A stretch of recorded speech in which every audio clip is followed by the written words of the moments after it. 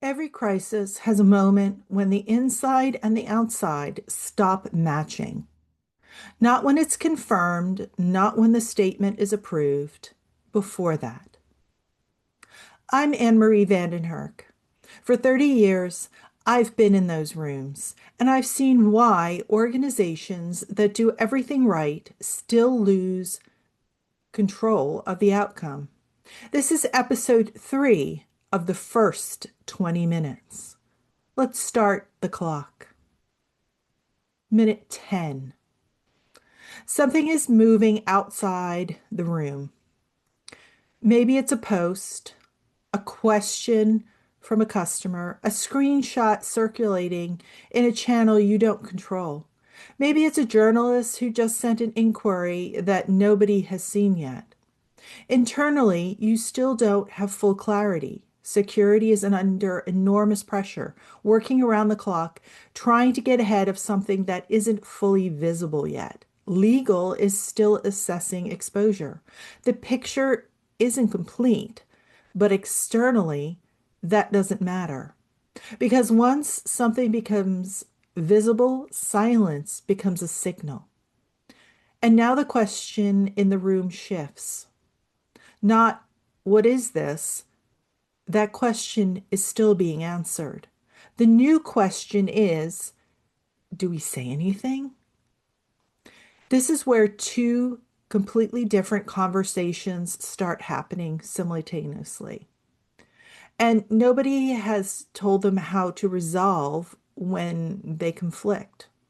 Legal is managing legal risk. What can we say safely?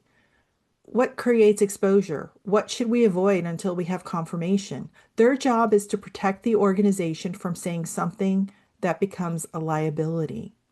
Communications is managing reputational risk. What does silence look like to the people already watching? If we don't acknowledge this, what story fills the vacuum? Their job is to protect the organization from being defined by what it didn't say. Both are right. Both are doing exactly what they should be doing. And they want different things. So what happens?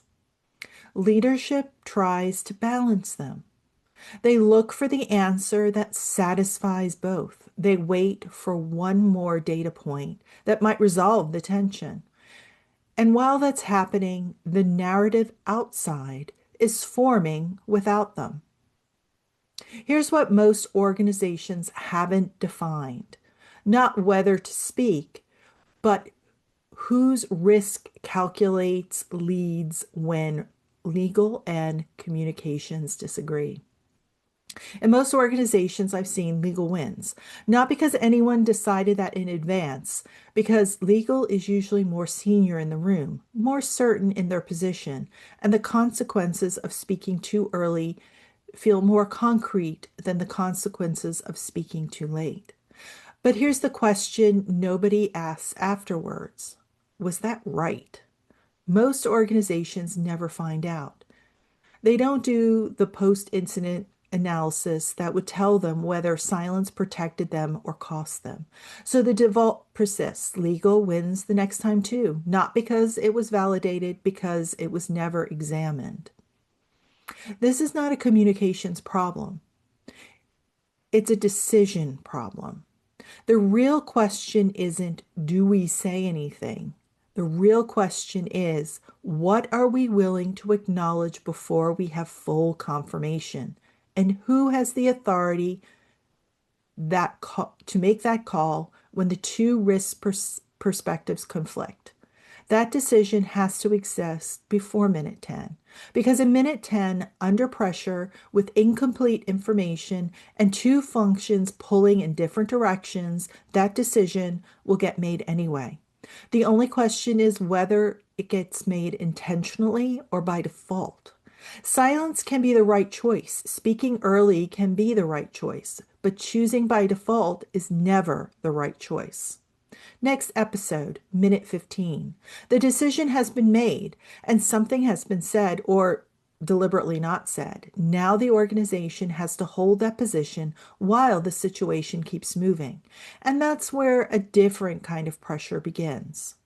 If you want to find out your threshold before minute 10 forces the question, start the diagnostic.